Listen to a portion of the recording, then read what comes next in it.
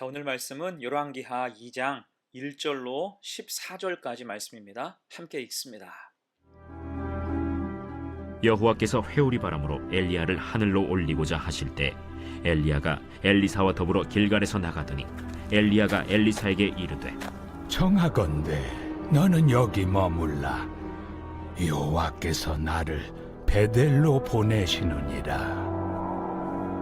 여호와께서 살아계심과 당신의 영혼이 살아있음을 두고 맹세하노니 내가 당신을 떠나지 아니하겠나이다. 이에 두 사람이 베델로 내려가니 베델에 있는 선지자의 제자들이 엘리사에게로 나와 그에게 이르되 여호와께서 오늘 당신의 선생을 당신의 머리 위로 데려가실 줄을 아시나이까? 나도 또한 아노니 너희는 잠잠하라. 엘리야가 그에게 이르되 엘리사야, 청하건대 너는 여기 머물라. 여호와께서 나를 여리고로 보내시느니라. 엘리사가 이르되 여호와께서 살아계심과 당신의 영혼이 살아있음을 두고 맹세하노니 내가 당신을 떠나지 아니하겠나이다. 그들이 여리고에 이르매 여리고에 있는 선지자의 제자들이 엘리사에게 나와 이르되 여호와께서 오늘 당신의 선생을 당신의 머리 위로 데려가실 줄을 아시나이까? 엘리사가 이르되 나도 아노니 너희는 잠잠하라. 엘리야가 또 엘리사에게 이르되 청하건대 너는 여기 머물라. 여호와께서 나를 요단으로 보내시느니라.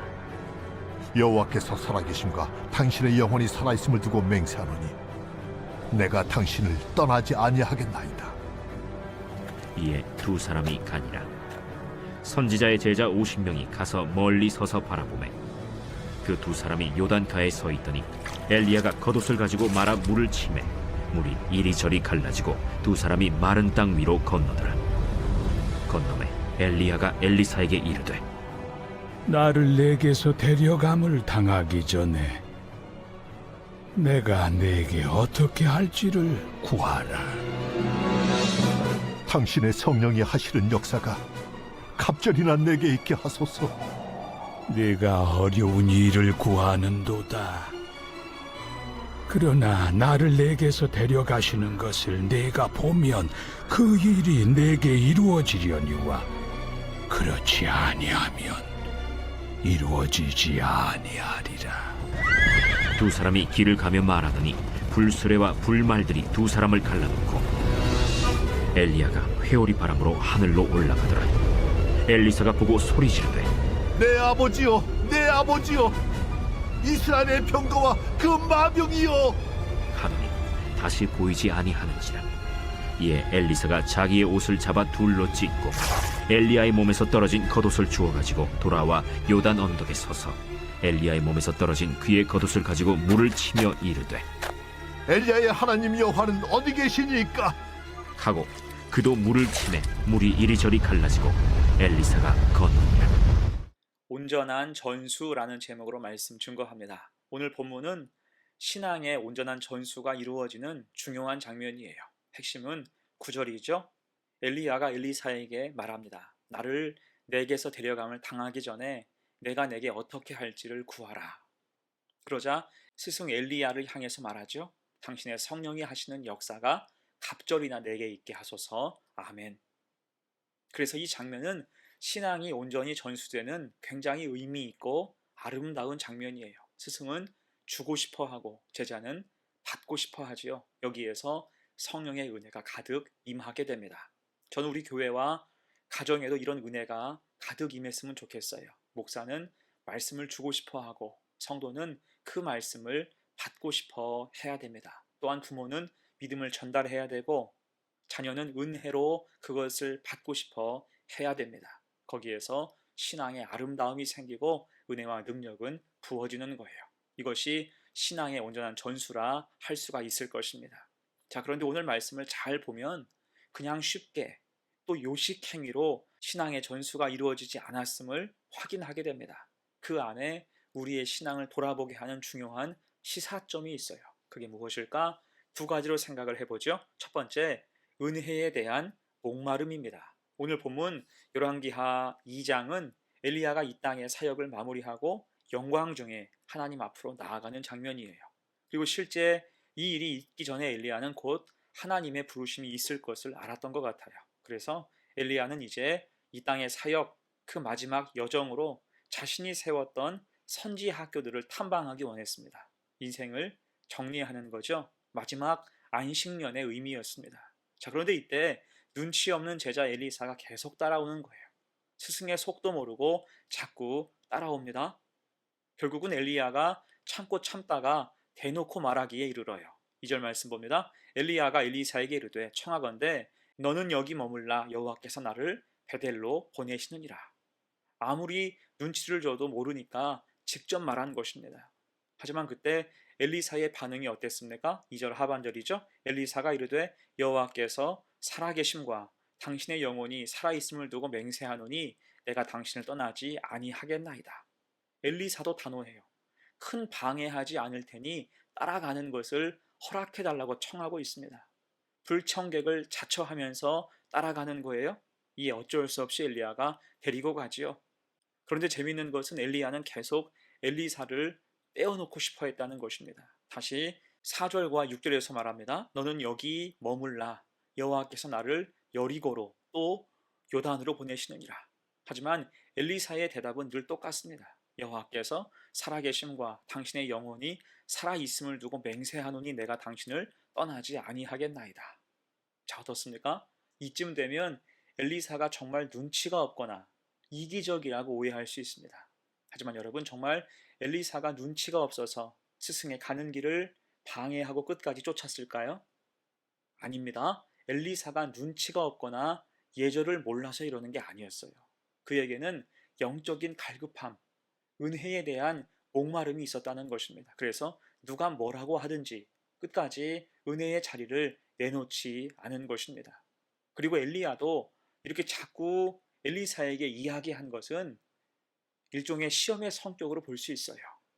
사실 엘리야가 받은 사명 중 하나가 무엇입니까? 그것은 열왕기상 19장에서 밝히는 대로 엘리사를 후계자로 굳건히 세우는 일이었어요. 그래서 일부러 엘리사를 박대하는 모습을 보이면서 그 믿음을 떠본 것으로 생각할 수 있습니다. 이에 중요한 것은 엘리사는 흔들리지 않았다는 거예요. 끝까지 엘리야를 붙잡고 따라가요. 그리고 결국은 어떻게 됩니까? 충만한 은혜가 임하게 되죠. 엘리야의 믿음이 온전히 전수됩니다. 여러분, 이것이 영적인 갈급, 목마름의 능력이에요. 사모하는 자에게 은혜를 부으시는 것은 당연한 것입니다. 그래서 여러분, 우리 속에도 이런 영적인 목마름이 가득하시기를 축복합니다. 절박한 마음으로 또한 가난한 심령으로 하나님께 매달릴 수 있어야 돼요. 마태복음 5장 3절에서 말씀하죠. 심령이 가난한 자는 복이 있나니 천국이 그들의 것이며, 그 심령이 가난한 자, 갈급한 자, 영적으로 목마른 자를 하나님이 은혜로 가득 채워주신다는 것입니다. 그래서 우리도 은혜에 대한 목마름으로 끝까지 주님께 달라붙어서 가득 채우시는 은혜를 경험하는 복된 성도가 되시기를 간절히 축원합니다. 아멘. 두 번째예요. 오늘 말씀의 시사점 두 번째, 하나님과 연결되어 있어야 한다는 것입니다. 이제 엘리야는 하나님께서 자신을 데려가시기 전에 무엇을 해주기를 원하는지 엘리사에게 물었어요. 9절이죠. 건너매 엘리야가 엘리사에게 이르되 나를 내게서 데려감을 당하기 전에 내가 내게 어떻게 할지를 구하라. 이에 엘리사는 스승에게 임했던 성령의 역사가 갑절로 임하게 해달라고 요청하지요. 엘리사가 이르되 당신의 성령이 하시는 역사가 갑절이나 내게 있게 하소서. 자, 여기에서 갑절을 달라는 표현은 전통적으로 맏아들의 분깃을 강조하는 표현이에요. 한 집안의 맏아들은 다른 형제보다 두 몫의 유산을 받으며 가문을 잇는 권리를 가졌듯이 지금 그렇게 요청하는 것입니다. 그렇다고 이 요구가 욕심으로 가득해서 스승 엘리야보다 더 많은 능력을 행하고 싶다는 발상은 아닙니다. 대신 스승이 가진 영적 능력을 자신도 가지며 스승이 걸어간 선지자의 길을 자신도 그대로 걸어가고 싶다는 의지를 간절히 표현한 것입니다. 자, 이에 대해서 엘리야는 당황하죠. 확신하지 못하는 거예요. 10절입니다. 이르되 내가 어려운 일을 구하는도다. 여기에서 어려운 일이라고 한 것은 이 일이 전적으로 하나님께 속한 일, 하나님이 주셔야 하는 신령한 것임을 알기 때문이에요. 자, 이렇게 엘리야는 끝까지 겸손했지요. 자기 거라고 자기가 막 주는 그런 것이 아님을 알고 있었습니다. 그만큼 철저히 하나님께 속한 자로 살았음을 확인할 수가 있어요. 결국 그렇게 엘리야는 하늘로 올라갔고 성령의 은혜가 가득 임했으며 엘리사 앞에는 이제 엘리야의 겉옷이 남게 됐습니다. 여러분, 이때의 겉옷을 생각해 보세요. 세상 눈으로 본다면 이것은 예사 겉옷이 아니죠. 이 겉옷으로 말할 것 같으면 하나님의 사람 엘리야가 마지막으로 입었던 옷이에요.